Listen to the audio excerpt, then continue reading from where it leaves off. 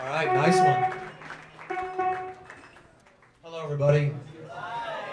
So this is supposed to be kind of an impromptu special show just for you winners, right?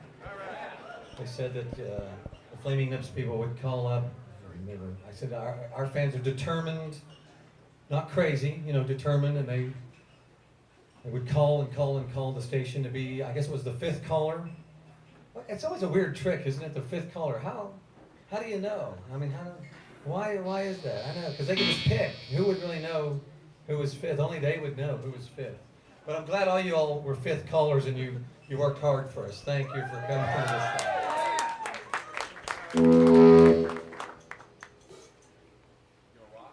We are. We're going to try to rock.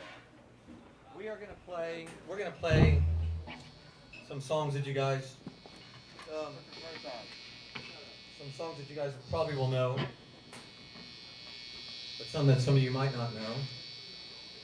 Well, I've got this patch on my eye. Can you guys see that? Yeah. We throw a bunch of confetti at our shows. We throw it up in the air and all that. Some of you guys have probably seen us play, and we throw confetti all over the place. And well, one out of every 5 shows, a piece of confetti will get in my eye or Steven's eye, and it just sits in there. And you're doing something, you kind of blink a bunch, and it gets stuck up in there, and it'll just get stuck in your eye. And it'll be in there for a couple of days sometimes, and my eye had swelled up over the last couple of days. And to alleviate the sort of disturbing thing, like because it really looked bad this morning, didn't it? It looked like I was in a fight or something, and it was really swelled up and stuff. And so to alleviate it looking overly disturbing, and you guys can take this as some advice for yourselves. If you have a horrible blemish that's sort of out of control and looks like it may be like a birth defect or a deformity or something, and you don't want people to feel any sympathy in that way, just put a Band-Aid on it, and then people think that you just got in a drunken fight the night before or something. So that's the story I'm telling. But Stephen thought it would have been great if I lied and told people that me and Beck had gotten in a fight last night. And that would be great. That would be great, wouldn't it? Yeah, and I was telling him, no, I don't want to play that fucking song. He's like, you stupid old man, and it popped me in. But that didn't happen. That hasn't happened at all. Yeah. Maybe you want to start with the Beck song? I'll do that. Let me start with the Beck song. Right? Sure. Or you want to do it at the end? Come on, I'll do that. I'll segue to the Beck thing. Yeah. You guys are all right, huh? Yeah, you got me there? We're winging it here, so. Lay low. Oh, Corey. The gorilla boy there. Yeah, as some of you guys probably know, we're playing with Beck. And it's, and not only are we playing, as the Flaming Lips, we're his band as well. Right? So we were, when he comes out and plays, and the people that play with him, it's us, right? And we started to rehearse with him over a month ago in Los Angeles, and he's got a big production. It's very strange sometimes working with a guy who we're not on the same bus with him or in the same hotels or anything, and we sort of show up, and then he walks in and we do songs together. It's a very strange scenario sometimes, isn't it? Yeah. But we truly love some of his songs for sure, and a song that we really loved off his new record. We'll play a little bit of it for you right here. That way it's sort of, it's Flaming Lips Beck special thing. Because usually when we're doing this, Beck is doing my bit. And then we're just playing, we just join him. So, all right, we'll start with a Flaming Lips doing Beck song, all right? But we won't do all of it. We'll just do the good bits.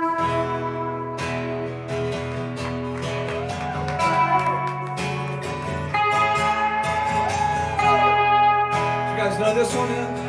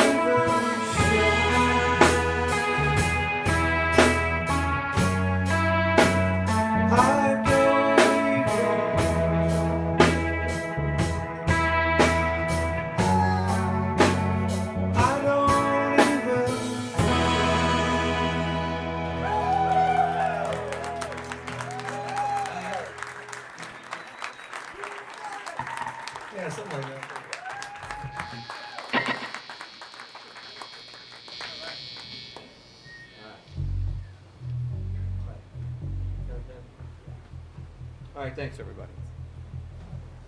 How do you like So a lot of times people ask us, especially at some of these Beck shows where people don't know us at all. And they say, well, Flaming Lips, I've never heard of you guys. What do you guys sound like?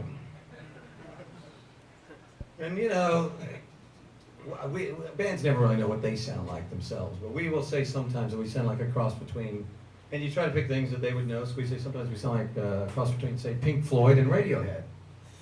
And they go, wow, really? All right. Well, I'm not saying that we do, but I mean, you have to come up with something, you know, so we sometimes we'll say that, right? So tonight we decided that we would just play into that exactly, so I think we're going to start with, other than the Beck song, we're going to start with the Pink Floyd song. And then we'll end with the Radiohead song, we'll do some Flaming Lips in between.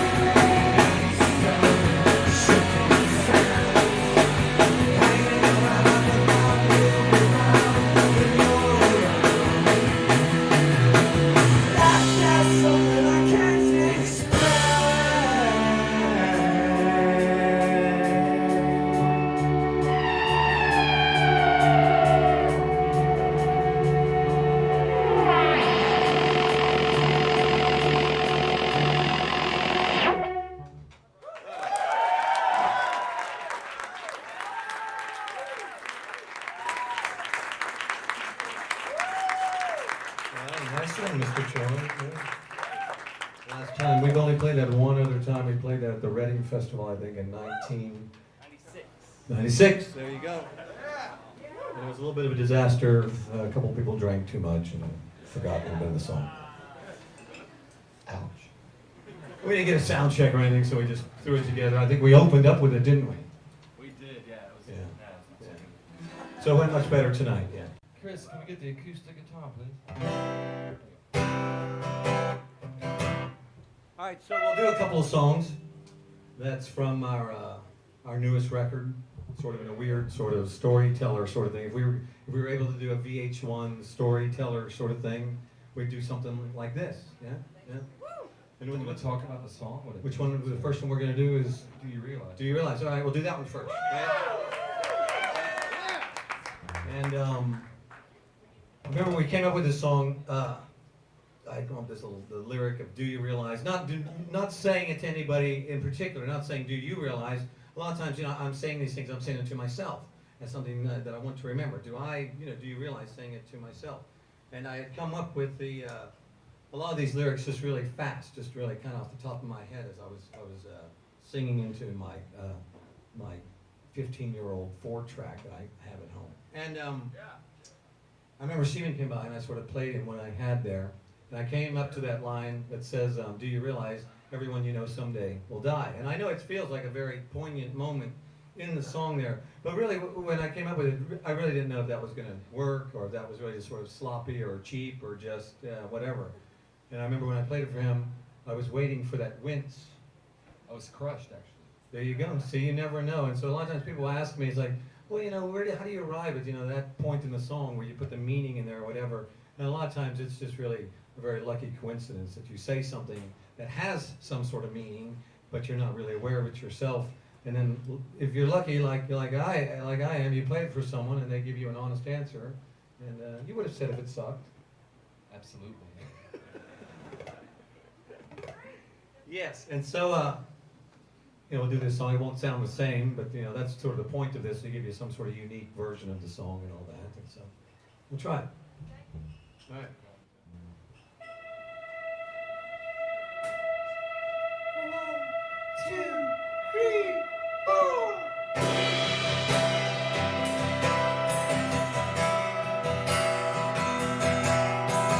Even the beginning of that song with the count-in, what happens is when we record, Stephen will be in there doing a lot of the background vocals by himself.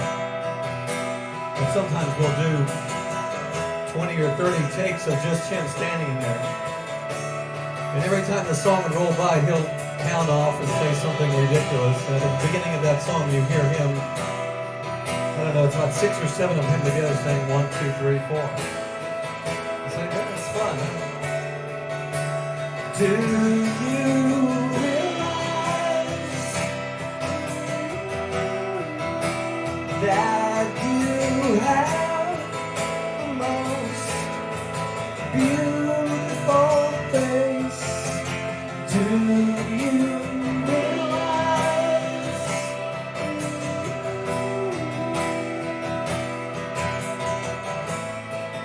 we're floating in space? Do you realize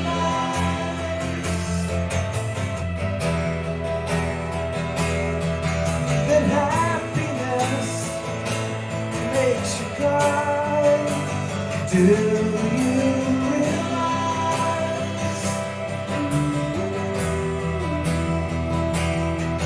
that everyone you know someday will die?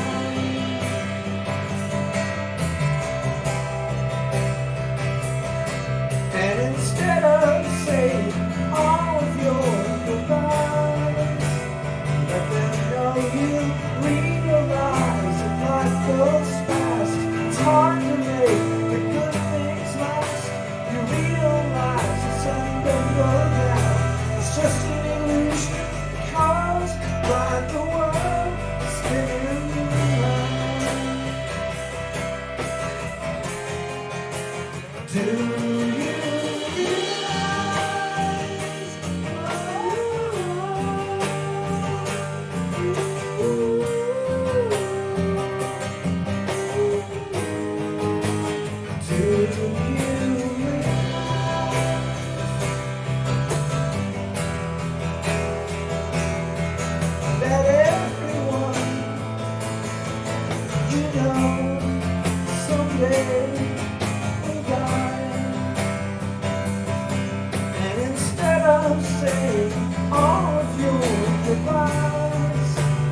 let them know you realize fast.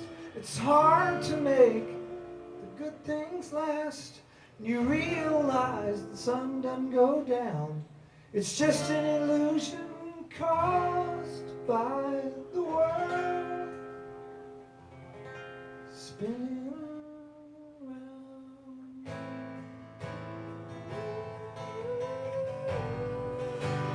Do you realize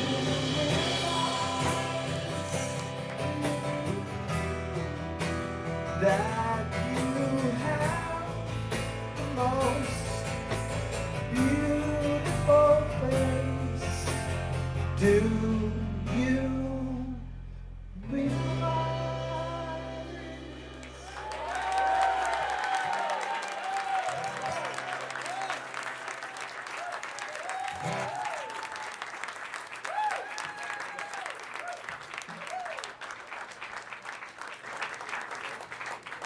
A lot of times people say, well, why do you connect those two sort of things? Why do you care that we say, it's just an illusion caused by the world spinning around? Because a lot of times things have sort of an abstract meaning to them. A lot of knowledge that you have, a lot of times is kind of useless.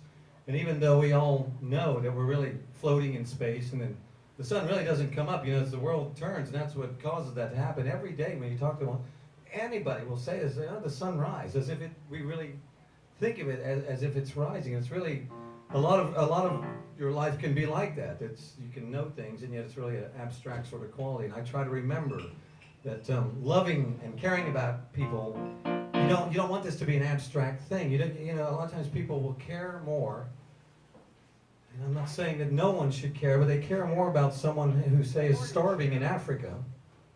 And they think we should care about these people. We should do something about that. And there's someone right next door to them, right on their own block, that they don't even know or they don't even acknowledge could use their help. And this is someone that they could just walk over there and help them and actually do something, as opposed to sometimes the abstract quality of saying, oh, I love people that I don't know or will never see and will never touch. And I try to remember not to do that. I try to remember that if I do love someone and care about them, just spend some time with them and be there with them. And that's really what love and caring is about. It can't be in an abstract state. Love isn't an abstraction. And that's what that song is about. Wow. What are we doing next then, Stephen? Yoshimi battles the Pink Oh, Robots. right. Yoshimi Part battles the Pink Robots. All right. So we were. A lot of people ask me, what's this song all about, and who's this Yoshimi woman and stuff? Okay. So if you give them a little music, I'll tell the story over top of it. Yeah.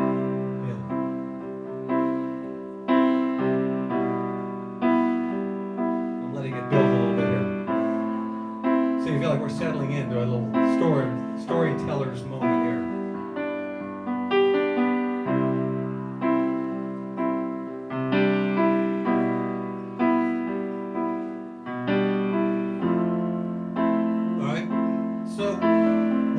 Working in the studio making these records, sometimes we really work at a fast pace, and we don't always know what we're going to do. We're just sort of laying down tracks and listening and going on. And even though this song that we're getting ready to do is called Yoshimi Battles the Pink Robots, on the record it's called that Part 1, and then what follows it is Yoshimi Battles the Pink Robots Part 2. Well, the Part 2 was actually the one that we came up with first. And we were recording this track that has a woman whose actual name is Yoshimi. And we know her from the band called The Boredoms, a Japanese band that we were on tour with on Lollapalooza 1994, right? You have a t-shirt on from Lollapalooza 1994 right in front of you. And as best as we can become friends, she speaks mostly Japanese and very little English, and we speak no Japanese, but as much as we can become friends on a musical level or whatever, we've known her since then. And she's put out several records of her own that we thought were amazing. And so, as we began to record this record, we called her up and we said, hey, would you want to do some singing, some playing? She plays drums and guitars and horns and everything. And she said that she would, so we met her down in Austin, Texas, with some tracks that we'd been working on, and she did some stuff on them. So we were back in New York with the tracks that she did this stuff on. We were coming up with, I think, the third or fourth drum track on this song. And we had been giving this song a lot of stupid, silly joke titles or whatever. And these titles will get out there because people will see them on our website or things that we're working on. And we didn't want anybody to think that we actually titled the song this. So on a whim, I came up with this title, Yoshimi Battles the Pink Robots, because in this particular song, she's doing a lot of crazy screaming. And it sounds like this horrible machine is either trying to kill her or have sex with her or something like that. So I just simply call it Yoshimi Battles the Pink Robots, and you can take that to mean anything you want. And at the same time, me and Stephen had been working on this kind of melancholy melody that we hadn't really gotten anywhere with for, I think, over a year. You had that melody. Yeah. Stay with me. I'm trying to vamp here. Right.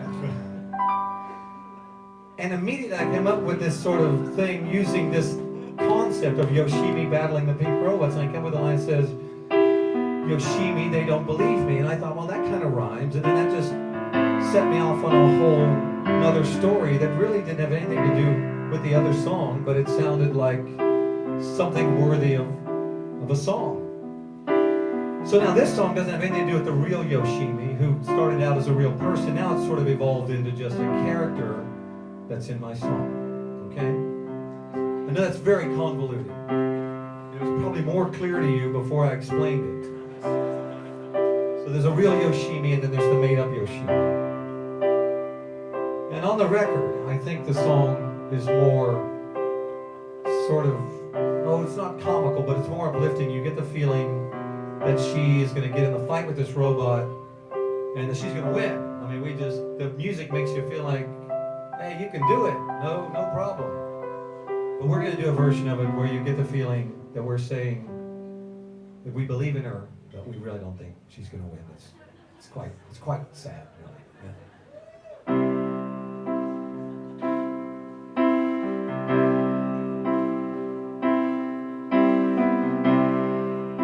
Her name is Yoshimi.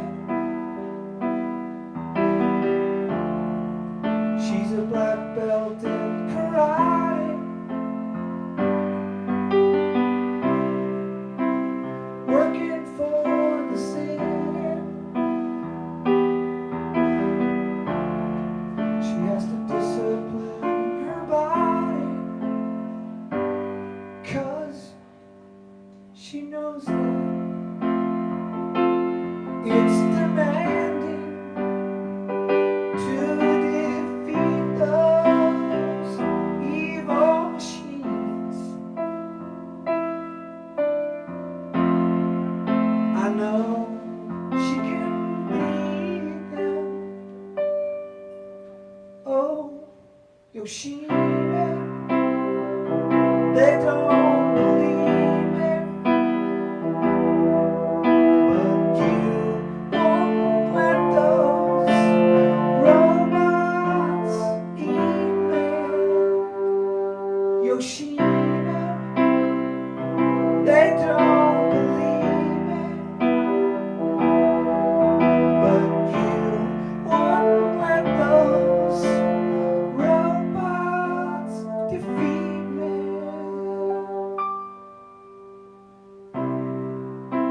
Those evil natured robots, they're programmed to destroy us. She's gotta be strong to fight them. So she's taking lots of vitamins, 'cause she knows that, 'cause she knows it'd be tragic if those evil robots win. I know she can beat them. Here's where we know that she really isn't. And that's really, see, and that's when you care about someone, is that you believe in them. And even though it doesn't look good for them, you know, you believe in them. And that's what we're saying with that. All right? Oh, Yoshimi, they don't believe it, but you won't let those robots eat me. Yoshimi, they don't believe it, but you won't let those robots defeat me. Oh, Yoshimi.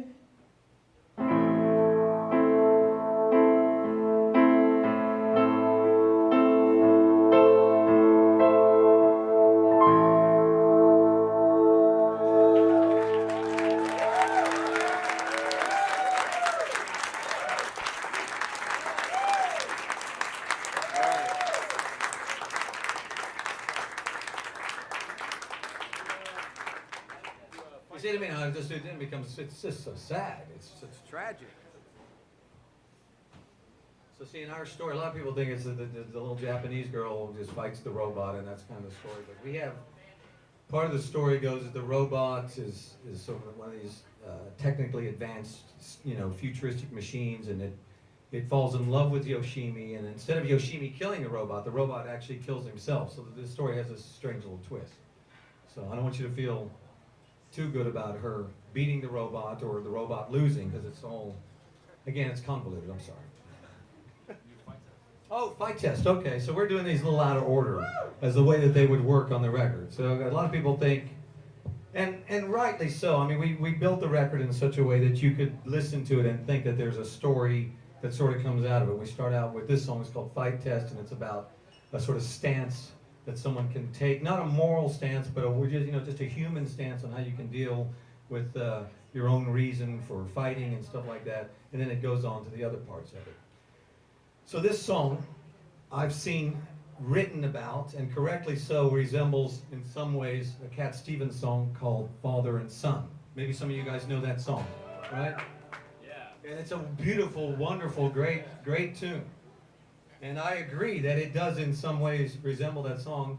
I was listening to that song when I sort of discovered the sort of storytelling, here we are, storytelling thing, the storytelling element of the way the chord progression goes. Maybe you could show them, Steve. Yeah.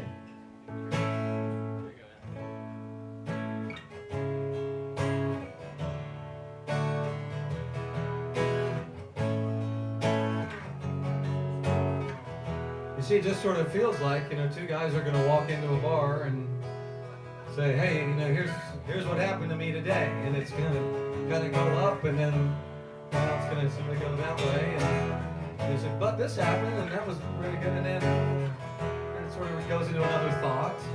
You can see how that already feels like a story of some kind, right?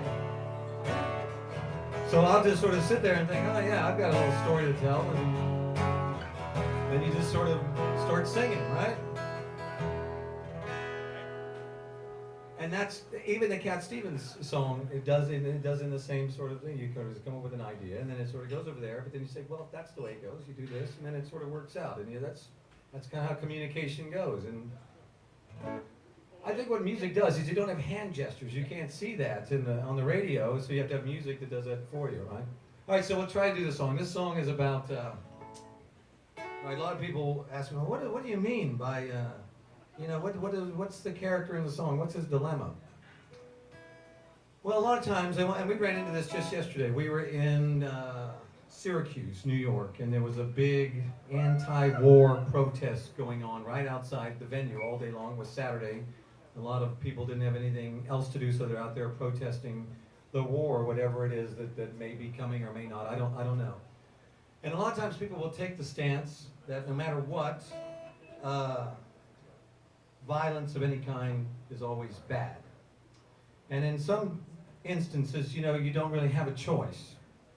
And in my story in particular, this guy, he fears that because he hasn't fought back, that everything that he values and everything he thinks is important can just be taken away from him because he's not willing to defend himself.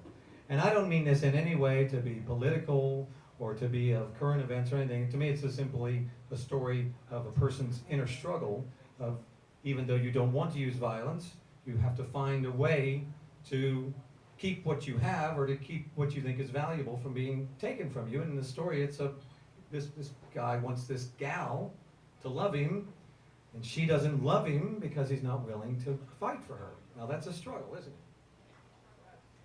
That's a struggle. I mean, maybe she's not worth fighting for if that's what she thinks, but in this story, he thinks that she is, and so he regrets not fighting.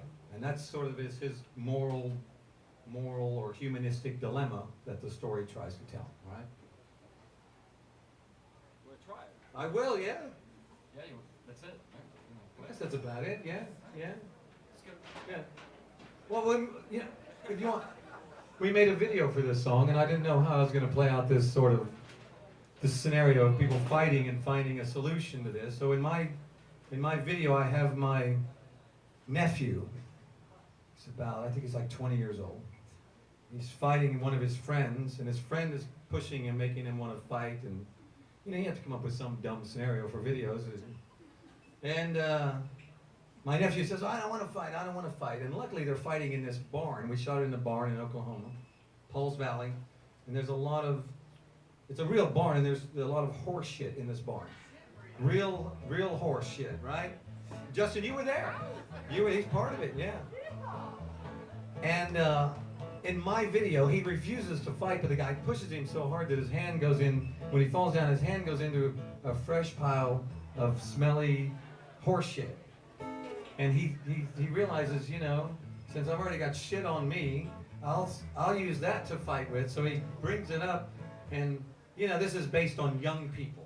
My video is based on the 18 to 20-year-olds or whatever, and his motivation is like, if I threaten to put this horse shit like on your Banana Republic clothes, you'll just walk away. So he grabs the horse shit and goes up to the guy and says, hey, if you keep pushing me, I'll throw this in your hair and get on your clothes, and you don't want that. So the guy says, you're right. So he sort of surrenders, as opposed to fighting, he surrenders to the shit on his clothes. That's the way my video works out. So, and that's not a bad solution. It's not like you have to use violence, but you have to find a solution to win this struggle, and that's how he does it in the video. All right. You'd be surprised that horse shit doesn't smell as bad as you would think once you're messing with it for a while.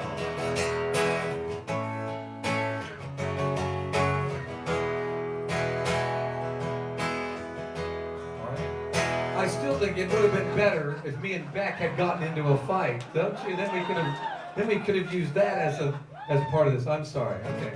I thought I was smart. I thought I was right. I thought it was better not to fight. I thought it was a virtue in always being cool. So when it came time to fight, I thought I'll just step aside and that time would prove you wrong, and that you would be the fool, and that you were the fool, not me.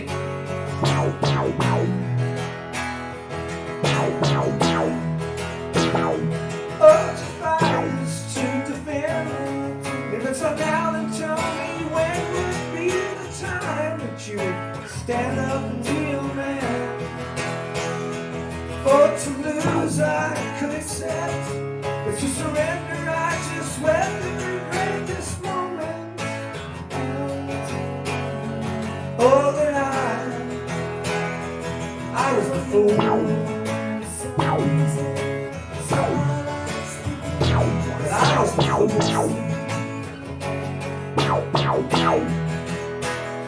And I don't know how a man decides what's right for his own life. It's all a mystery.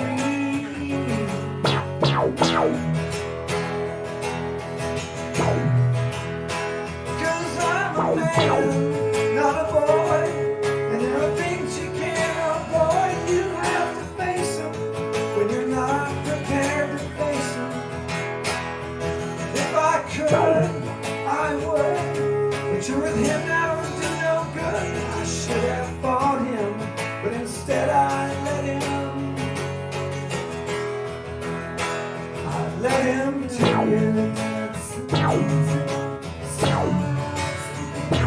let him take it. And I don't know how a man decides what's right for his own life. It's all mystery.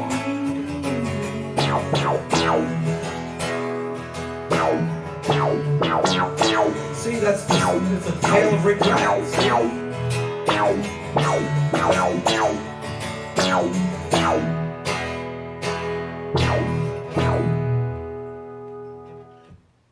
Maybe we should just end there because you know we can't get that ending up to those big heights there. Yeah. I'll play quiet, you sing quiet, right? Okay. Well, oh, to fight is to defend. Very good. And if it's not now, then tell me when would be the time that you stand up and be a man. Neil Diamond or something. It's better than that, yeah. 'Cause I'm a man, not a boy, and there are things you can't avoid. You have to face them when you're not prepared to face them. And if I could, well I would, but you're with him now, it do no good. I should have fought him, but instead I let him take it.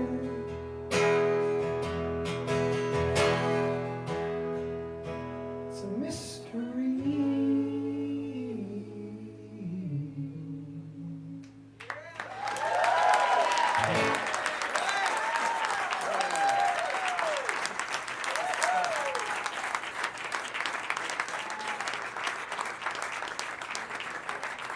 Thanks, everybody. You barely survived that. Well, I know. Some of us, you probably heard us. Some of you guys probably heard us rehearsing some of these outside the door there before we started. But some of them, we'll just wing it and see what happens. And I think that's kind of what makes these things exciting. Is that it's not all worked out and everything. And we play a lot of shows all the time. And the shows where things go wrong are usually the shows that people will talk about more than the ones where everything goes right. We did this show, doing a tour in 1999, the summer of 1999. We were doing that show where we had Sebadoh and Robin Hitchcock, and remember that show that we did? It was traveling all around the country, and most of them went off without a hitch. It's a lot of acts to put on in just a short amount of time, like 4 hours and 6 bands and all kinds of stuff going on. We were getting towards the end of it, and we played a show in San Francisco. And, a bunch of people were there ready to go, and right before the first band was to hit the stage, some guy was doing some welding in the alleyway out there, and he hit the wrong power thing, and the whole block went black, no electricity in the whole block. And now our show, if it didn't start right at, 7:45 or whatever the time was at night, if it didn't start just right, someone was going to lose out because there was a lot of things that had to happen on time. And so we didn't know if it was going to be out, all night or just for a couple of minutes, so we waited for a little while, and we thought, well, this is one of those great opportunities to do that thing. And lo and behold, Lou Barlow comes running out to the dressing room with an acoustic guitar. I had a bullhorn. I always carry a bullhorn. Hello, everybody. I always carry a bullhorn. And there were some of these emergency lights that were lighting the way for everybody. And Lou Barlow got up there and he sang, and I held a bullhorn up to him, and he sang to the crowd, and the crowd tried their best not to even breathe because it was very quiet. And then he did a song, and then Sonic Boom sang a song, and we did a song, and eventually the power came on, and the rest of it sort of worked out. But even to this day, I'll still hear bootleg tapes of that specific part of that tour where we did probably 30 shows that all were perfect, but that little moment was the worst, screw up of the whole thing, but it's the most memorable. So these sorts of things, hopefully they're unique, and you can tell everybody tomorrow was the greatest thing ever and they missed it. All right, so we're going to do Superman. All right, we're going to, yeah, and a lot of people have come up to me all the time still with the record that we did a couple years ago called The Soft Bulletin. And this is a song that a lot of people, I don't know, people just gravitated towards it. A lot of times you'll do a song and you won't really understand that it has any, Hello, Tim. All right. You won't really understand that it has any particular meaning to anybody at all. And, you know, and all of our songs mean something to us, or of course we wouldn't do them. But this song, the more that we played it, the more we saw how it affected people. And I'm still not sure of what particular quality it is that's in the song, but it seems to have some effect on people. It's the melody. You think? I always think it's the lyrics. Damn. No, I don't know what it is, but I still have people come up to me and they'll tell me stories about how when they heard the song and some element of oh, you know, some bad blow that life has dealt you, and in my particular case it was the death of my father, which took about 6 months from the time we realized that he was going to die, and it took a long time, and it's a long dark road, and I don't pretend to be unique in my experience at all, and I think in some way that's why these songs sometimes touch people, because they're about an experience that probably everybody in this room may have sometimes already had or unfortunately will have. And that's the sort of things that really do bond everybody. It's you know, people enjoy themselves billions of different ways. You know, some people take drugs, some people put hamsters up their butts, some people listen to NSYNC, some people listen to Flaming Lips, and they do it in a bunch of different ways, and it's a great world in that way. But in a lot of ways, we all really, the things that really cause the worst despair in your life are really just a few things, and they'll all be the same thing to all of us, and it'll be the loss of someone that you love, or the loss of love itself, or even yourself that will be dying, or something like that. And I think that is, when we sing these sort of universal songs, we do a lot of times tend to go towards a sort of, I don't know, a realistic look at what death and love are about. And I think this song, somewhere in there, I don't think we were aware of it when we were doing it, but somewhere in there is those sort of metaphysical things that I think music is really sometimes the only way you can really address them and speak of them. So we'll try here. Yeah. All right. 1, 2, 1.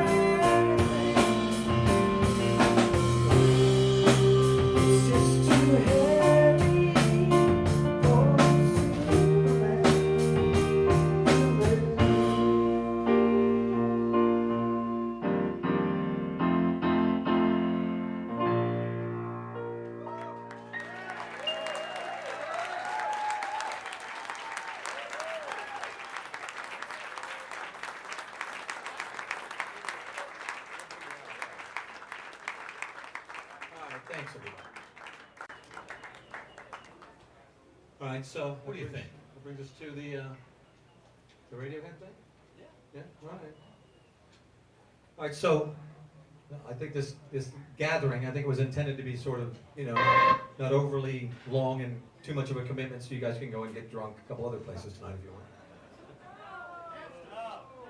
But I mean, that's the nature of these things. I want to say thanks to the radio station and all the people who put this together. This is the first night of this club being open, and they invite us to come here and do this thing. And I'm glad all you guys hassled with winning your way into this thing. It's nice, yeah. And we'll see you guys tomorrow night. We're playing with Beck and all that. That should be wonderful. Yeah, yeah. I still wish we'd gotten in a fight. That'd just be a great story, wouldn't it? No, we love Beck. He's a sweetheart. Yeah, but I could take him. Don't you think? No, I heard he knows like jujitsu or something. He never brings it out. Weird, yeah. If it really came down Actually, to he it. could break dance you out of there. He just break dance. Forget about it. Yeah.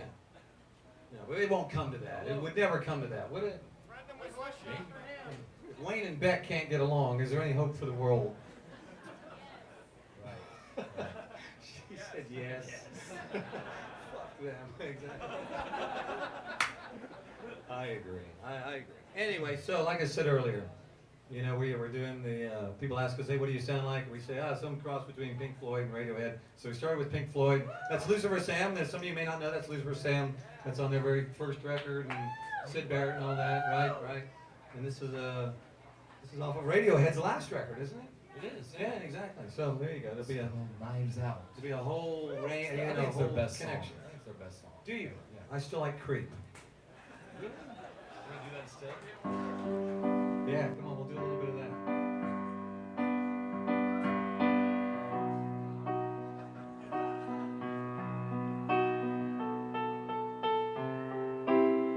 You keep going, I'll get it. All right. Here we go. 'Cause I'm a creep. I'm a weirdo.